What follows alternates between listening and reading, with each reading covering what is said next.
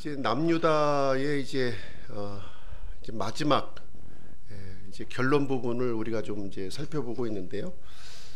열왕기하 22장 구성을 보시게 되면 은혜를 중단하지 않으시는 이제 하나님의 모습을 저희들에게 보여주고 있고요.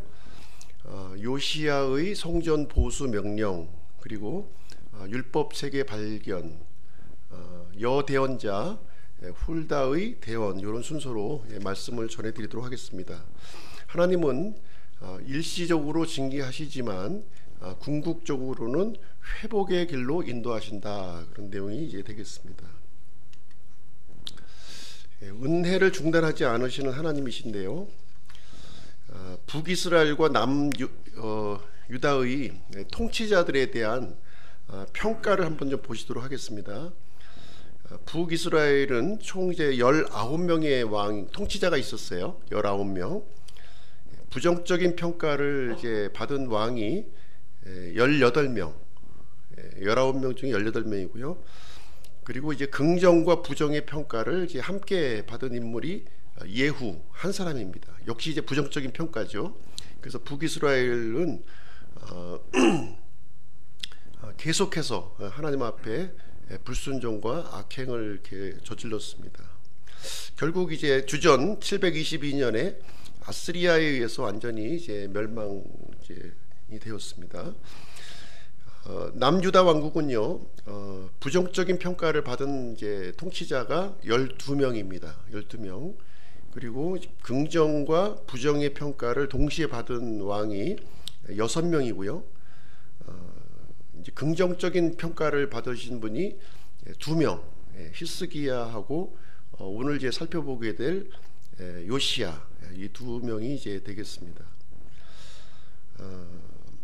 그 하나님의 이러한 은혜에도 불구하고요, 이제 남유다는 바벨론 포로로 이제 잡혀가서 70년간 이제 지내게 됩니다. 그러나 하나님께서는 여전히 은혜를 베풀어 주셔서 이 남은 자로 하여금 다윗의 언약을 이어 가시는 모습을 우리는 이제 보게 될 것입니다. 남유다의 그 선한 통치자를 이제 우리가 이제 둔다면 이제 3명의 왕을 둘 수가 있는 거죠. 3명. 첫 번째가 이제 다윗이에요. 다윗은 선한 왕의 기준으로 이렇게 하나님께서 삼아 주셨고요.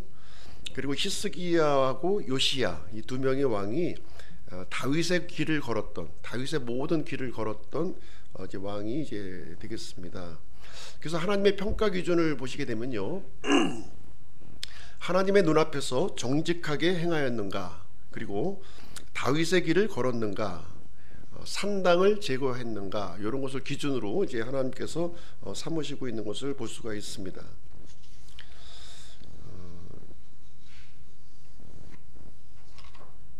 지난 시간에 이제 남유다에게 베푸신 하나님의 은혜를 우리가 좀 보게 되는데요.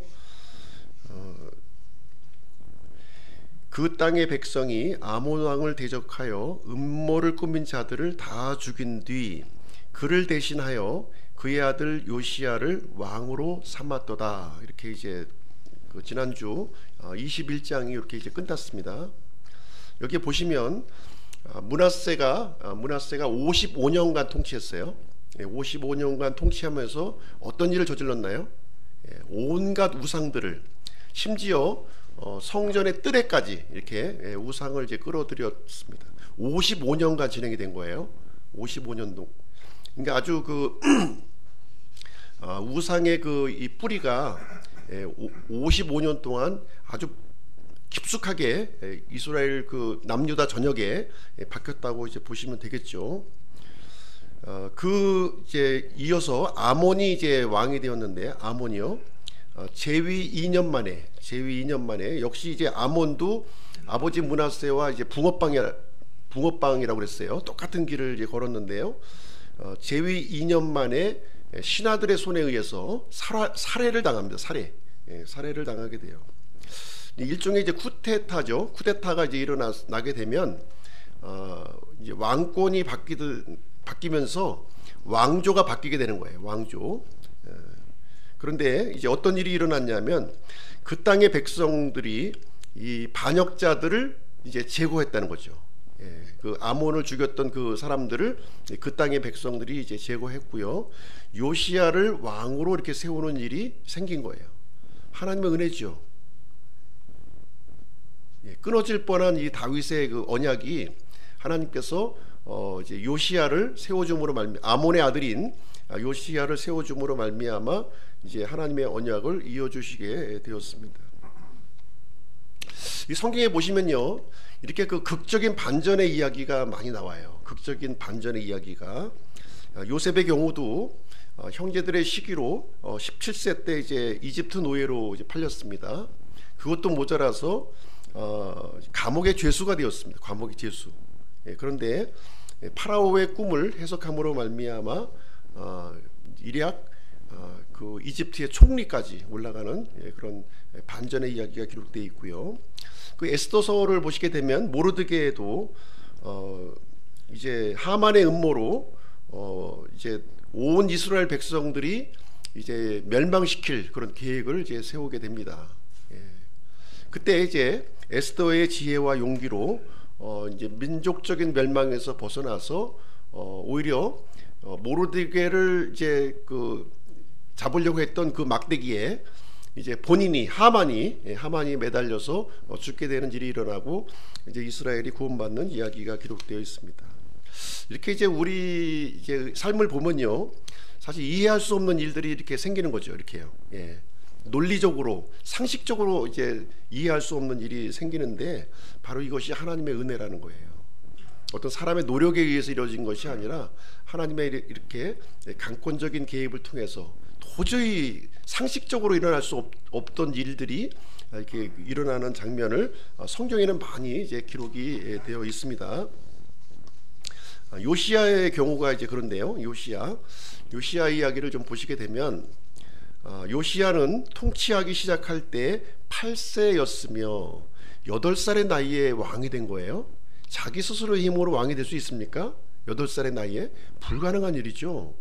더군다나 아버지가 그 반역자들의 손에 의해서 죽임을 당했어요. 근데 그 아들이 왕이 된 거예요. 불과 8살의 나이에.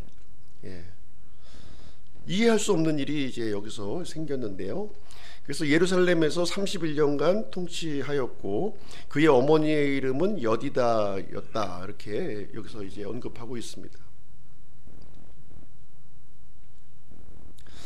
요시야는 이제 하나님께서 기초를 놓다 하는 이제 뜻을 이제 가지고 있는데요. 요아스하고 좀 이제 많이 혼동되시죠? 요아스는 몇 살에 왕이 됐습니까?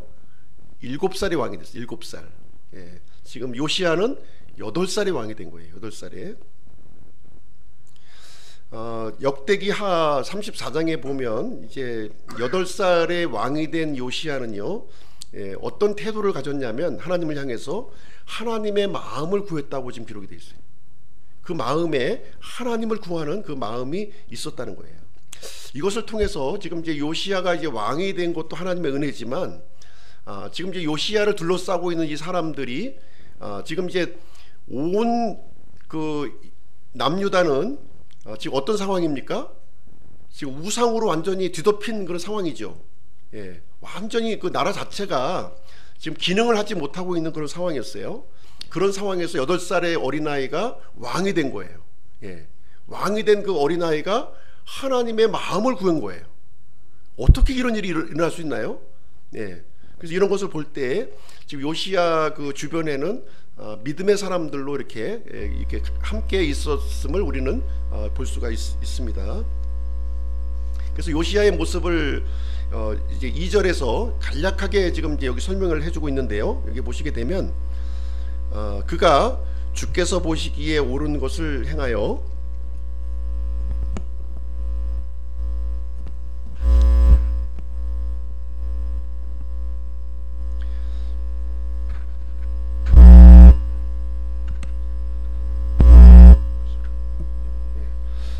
하겠습니다.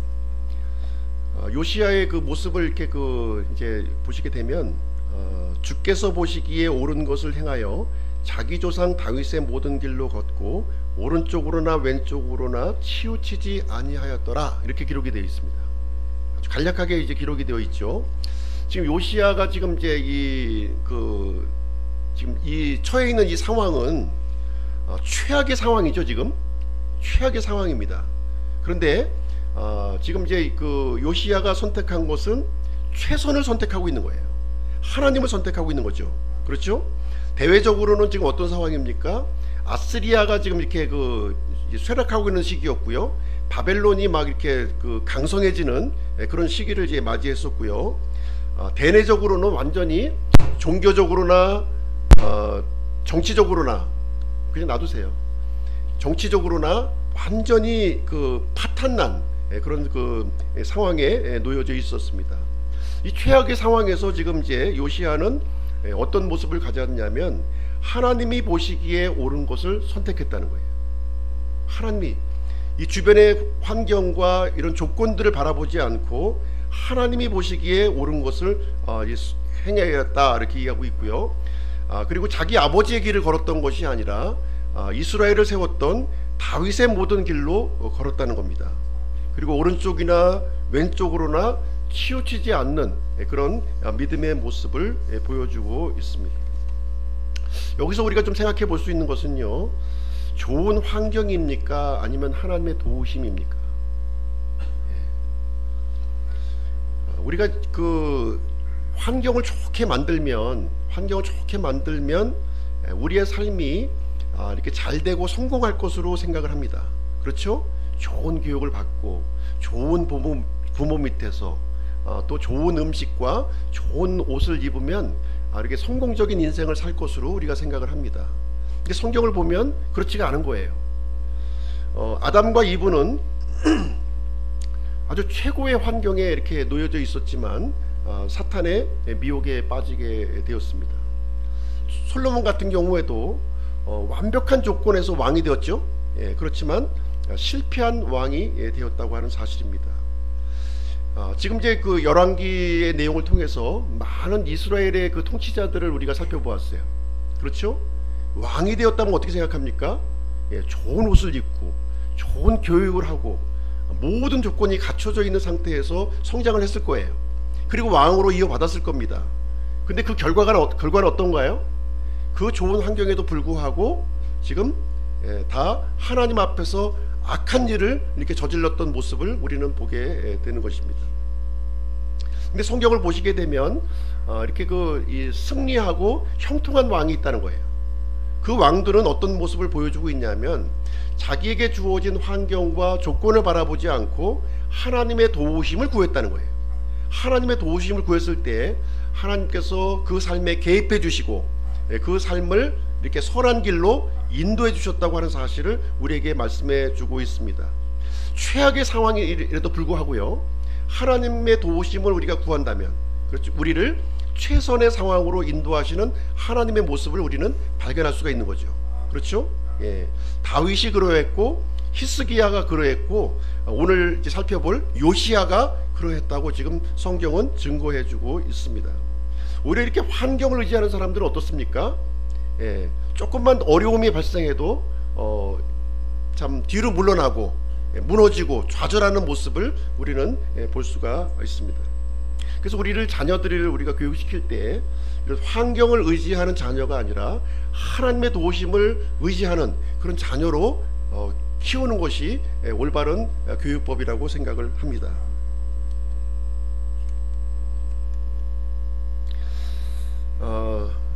여기 이제 요시야가 이제 제위 18년이 되었을 때 이야기가 등장하고 있는데요. 18년이면 지금 나이가 몇 살 됐습니까? 8살의 나이가 왕이 됐으니까 26세가 된 거죠. 26살 때 요시야가 한 일이 여기 이제 기록이 되어 있는데요.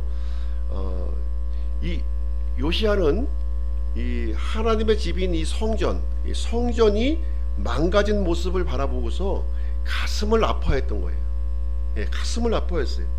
그래서 서기관 사반을 성전으로 파견을 시킨 겁니다. 그렇죠? 성전을. 그래서 이것은 이제 다윗의 마음과 같았죠. 다윗은 이렇게 화려한 궁궐에 있으면서 하나님의 언약궤는 저렇게 이 참 초라한 장막 속에 있는 것을 가슴 아파했고 성전을 짓고자 하는 마음을 가졌어요. 요시야도 똑같은 마음을 가진 거예요. 이렇게 무너진 성전의 모습을 보고 마음이 무너졌고요. 그것을 다시 이렇게 보수하려고 하는 마음을 가졌다고 하는 사실입니다. 그래서 요시야의 모습을 통해서 지금 주변에 일어나고 있는 여러 가지 상황보다도 가장 우선적으로 지금 이제 관심을 가졌던 것이 무엇이냐면 어떻게 하면 하나님을 기쁘게 할 것인가, 거기에 초점이 맞춰져 있는 것을 우리는 발견할 수가 있습니다. 먹고 사는 문제보다도 성전이 우선이었던 거죠. 왕이 해야 될 일이 많습니다. 왕이 해야 될 일이 굉장히 많은 거예요. 우리가 지금 우리 현직 대통령의 모습만 봐도 알 수가 있죠. 해야 될 일이 굉장히 많아요. 그 중에서 가장 우선순위로 삼았던 것이 무엇입니까? 요시야는 성전을 보수하는 거였다는 거예요. 먹고 사는 문제보다도 성전을 우선으로 삼았다 하는 것입니다. 대제사장 hil기야에게 명령을 내렸고요. 성전 보수의 책임자로 삼았습니다. 그리고 성전 문지기들이 거둔 돈을 가지고 이렇게 그 성전 보수하는 일에 돈을 집행한 거예요. 이게 쉬웠을까요? 왕이니까 뭐 명령하면 되겠지. 그렇지 않습니다. 돈을 써야 할 한정된 예산을 가지고 돈을 써야 할 곳은 많이 있는 거예요. 근데 왕이 성전을 보수하겠다는 거예요. 그런 모습을 신하들이 보았을 때 어떤 생각을 가졌을까요? 아니, 이게 긴급한 일이 많이 있는데 지금 어떻게 성전에다가 이렇게 그 돈을 쓸 수 있겠습니까? 이렇게 저항하지 않았겠어요? 아니, 젊은 왕이 참 생각이 없어도 너무 없지. 예? 아니, 지금 더 중요한 문제가 많이 급한 일이 있는데 왜 자꾸 성전에다가 57년간 우상으로 지금 이제 물들어 있어요.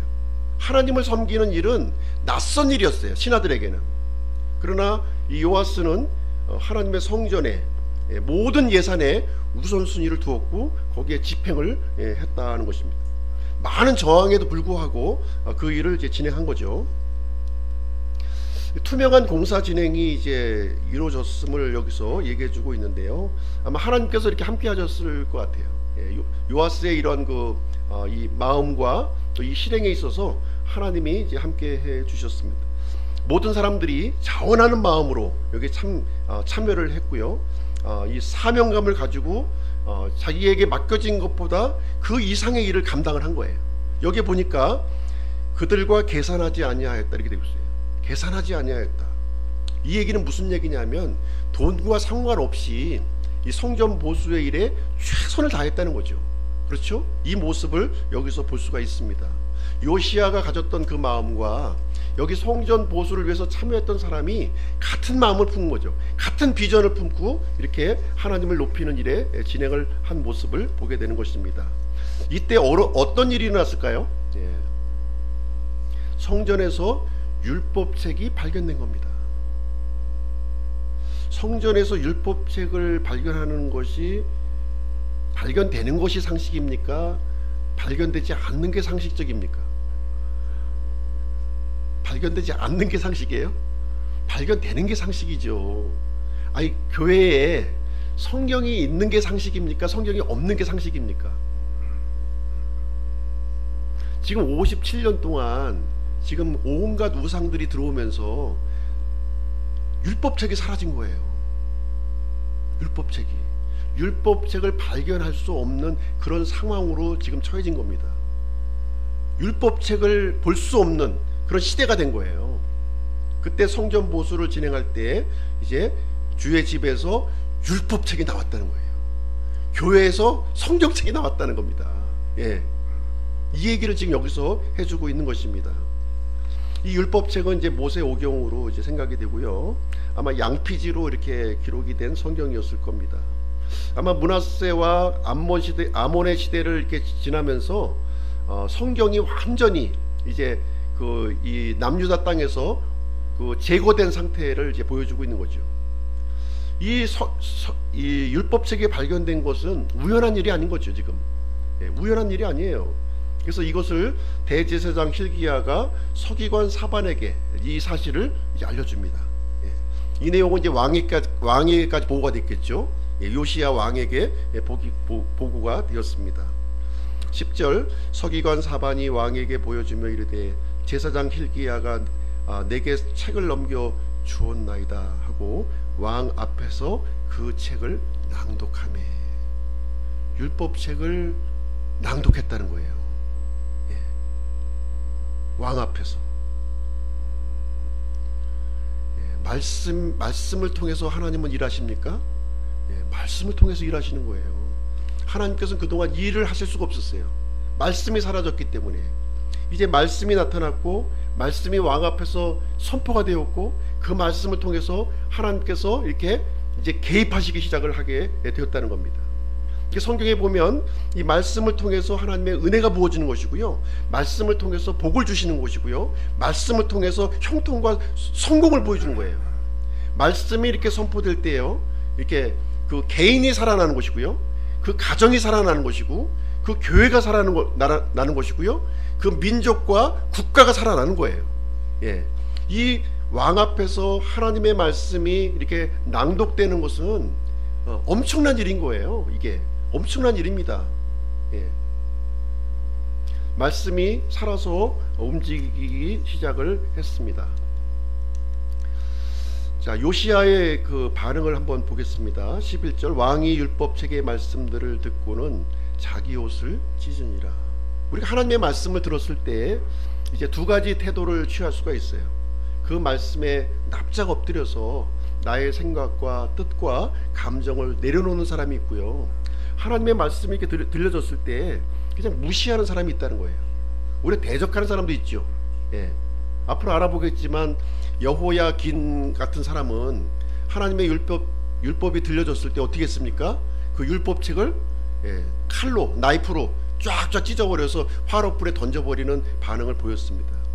여기서 요시야는요, 하나님의 말씀이 들려지는 순간 자신의 마음과 생각을 하나님 앞에 내려놓고 회개를 하는, 옷을 찢는 그 반응을 여기서 보인 것입니다. 말씀에 합당한 태도를 우리가 가졌을 때 하나님께서 역사하기 시작하는 거예요. 그때부터 역사합니다. 율법은 우리의 죄를 드러내는 거죠. 죄를 드러내는 겁니다. 하나님의 말씀에 대한 이런 격한 감정을 이렇게 가졌을 때, 열려진 마음과 겸손함과 순종하고자 하는 그런 마음을 가졌을 때 하나님께서 이제 역사를 하기 시작을 했던 것입니다. 왜 율법책을 주셨나요? 하나님께서 왜 왕에게 항상 율법책을 옆에 두고 그 말씀을 읽으라고 하셨나요?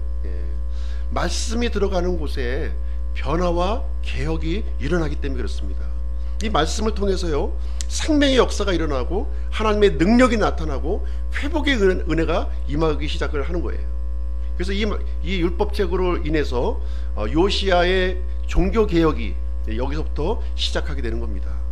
그렇죠? 초기 교회가 그러했고요, 또 사도 바울의 복음 전파가 그러했고요, 또 말틴 루터의 종교개혁이 그러했고, 또 영국의 상황이 그러했고, 미국의 상황이 그러했고, 우리나라가 그 말씀의 능력을 경험한 것입니다. 하나님의 말씀을 붙드는 것이 성공의 길이에요. 쓸데없는 일이 아니라는 겁니다. 이 중요성을 우리가 분명히 알고 있어야 되는 겁니다. 이 요시야는 이 율법의 말씀을 좀 더 정확하게 좀 알아야 되겠다 하는 마음을 가졌어요.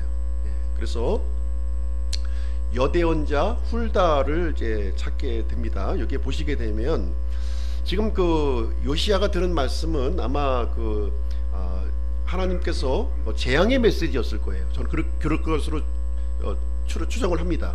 이 재앙의 메시지, 하나님을 거역하고 하나님을 떠나게 되면 하나님께서 심판하실 것이라고 하는 그 메시지를 분명히 들었을 겁니다. 여기에 대해서 구체적으로 좀 알기를 원했던 거예요. 과연 하나님께서 남유다의 운명에 대해서 과연 어떻게 말씀하시는가 하는 것을 왕으로서 알기를 원했던 거예요. 그래서 신하들에게 명령합니다. 가서 주께 여쭈라는 거죠. 대언자를 찾기로 한 거예요. 대언자. 그래서 이 요시야의 이 말씀에 대한 태도가 우리가 좀 받아들일 부분이에요. 단순히 이 하나님의 말씀이 읽혀지고 낭독되어지는 것으로 끝나는 것이 아니라 그 말씀에 대해서, 들려진 말씀에 대해서 조사하고 탐구하는 태도를 가져야 된다는 거예요. 구체적으로 나에게 그 말씀이 어떻게 적용이 되는지 살펴보려고 하는 마음이 있어야 된다는 겁니다. 그래서 하나님의 말씀을 통해서 남유다의 운명이 과연 어떻게 되는 것인지 구체적으로 지금 듣기를 원해서 지금 대언자를 찾으라고 이렇게 하였습니다. 이때 이제 등장한 대언자가 누구냐면 여대언자 훌다입니다. 훌다. 훌다가 어떤 사람인지 한번 보겠습니다. 이 여대언자 훌다를 찾았는데요. 지금 이제 요시야 당시에 활동했던 대언자들이 꽤 있습니다. 이제 예레미야가 있고요. 이사야는 그 므낫세 때 죽었죠. 예레미야가 좀 있었고요. 그 다음에 스바냐가 있었고, 그 다음에 그 나훔이라는 이 대언자도 있었고, 그 다음에 하박국이라는 이런 대언자들도 요시야 때 활동했던 대언자입니다. 근데 그런 남자 대언자에게 하나님의 말씀이 임한 것이 아니라 지금 누구에게 임했습니까? 여대언자 훌다에게 임한 거예요. 왜 그랬을까요? 모르죠. 예루살렘에 있었던 유일한 대언자였다는 거예요. 이 훌다가. 다른 대언자들은 예루살렘 밖에 있었어요. 지금 밖에 있었어요. 가장 빨리 찾을 수 있는 대언자가 바로 훌다였다. 훌다. 그래서 왕명을 신속하게 수행하기 위해서는 가장 빠른 시간 내에 대언자를 만나야 했던 거예요. 그렇죠? 그러면 이 훌다에 대해서 한번 보도록 하겠습니다. 성경은 훌다에 대해서 이렇게 많은 얘기를 하고 있지는 않아요. 그러나 이 살룸의 아내라고 지금 얘기하고 있죠. 살룸의 아내예요. 남편이 살룸인 거죠. 살룸의 가계가 지금 소개가 되고 있는데, 할아버지가 할하스, 아버지가 디그바.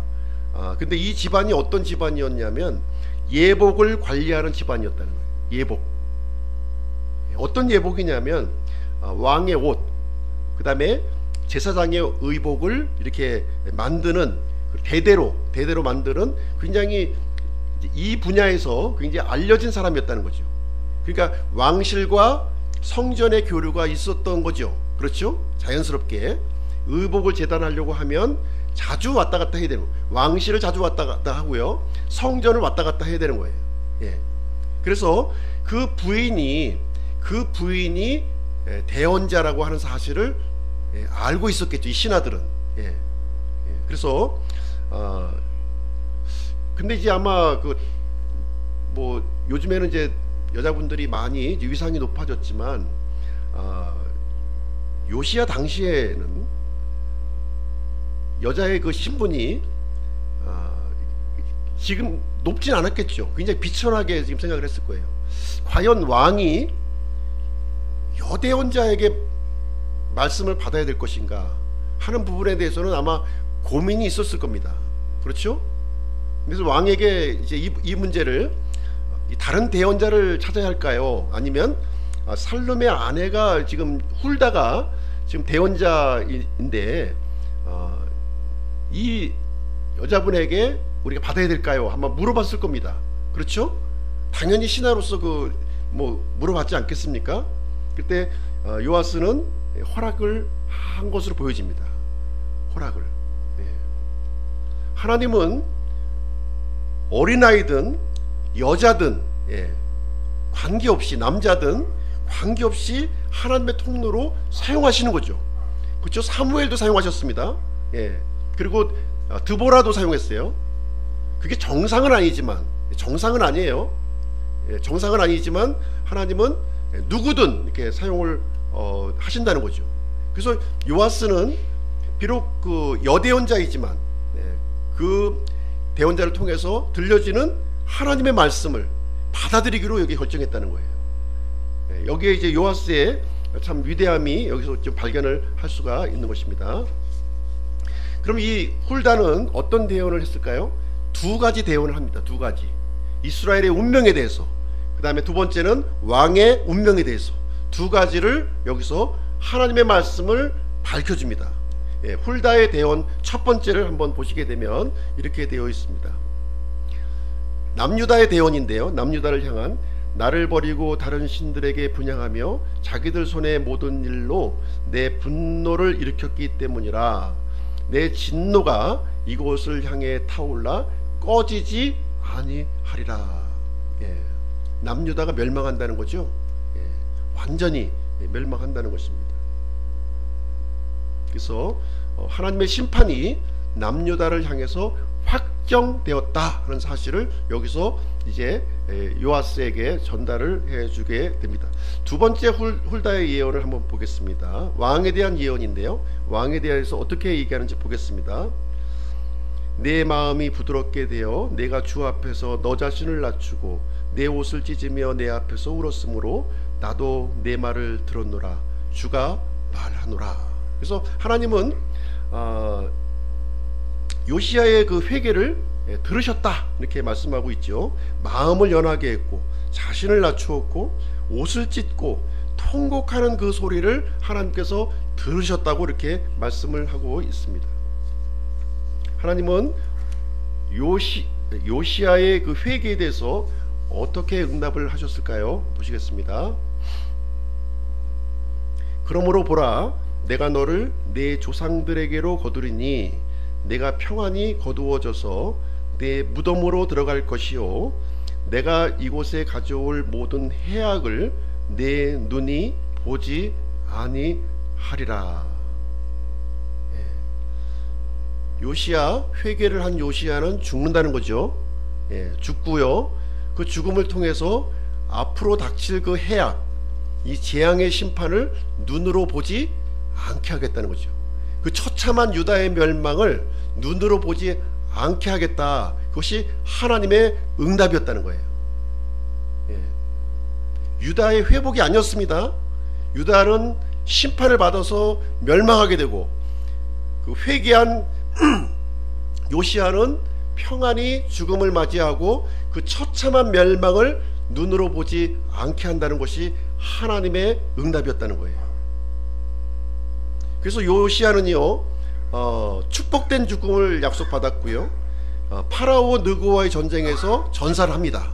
전사를 하게 되고요, 이것이 바로 하나님의 은혜라는 거죠. 이것이 하나님의 은혜예요.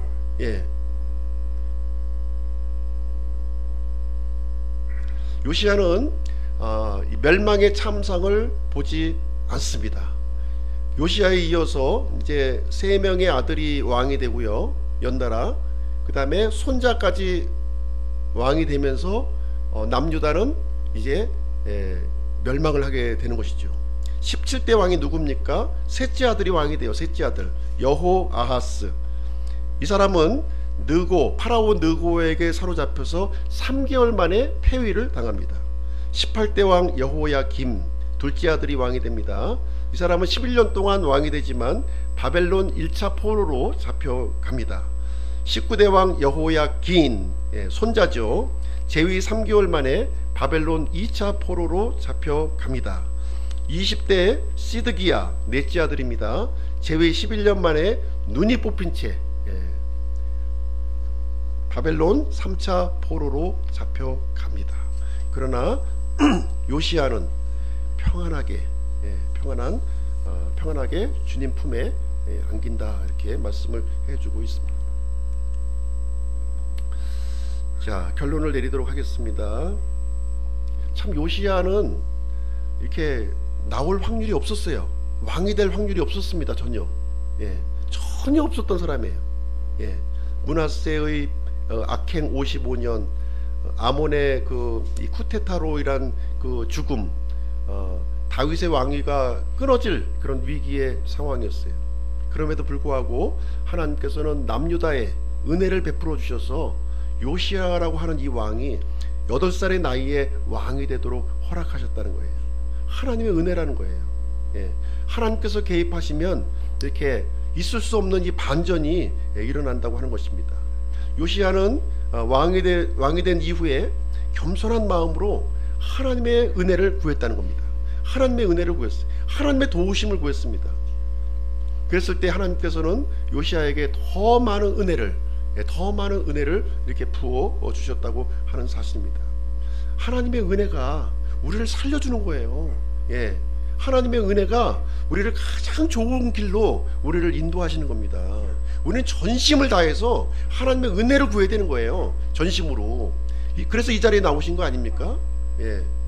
편안하게 집에서 TV 보고 따뜻한 데서 앉아있지. 저도 마찬가지예요.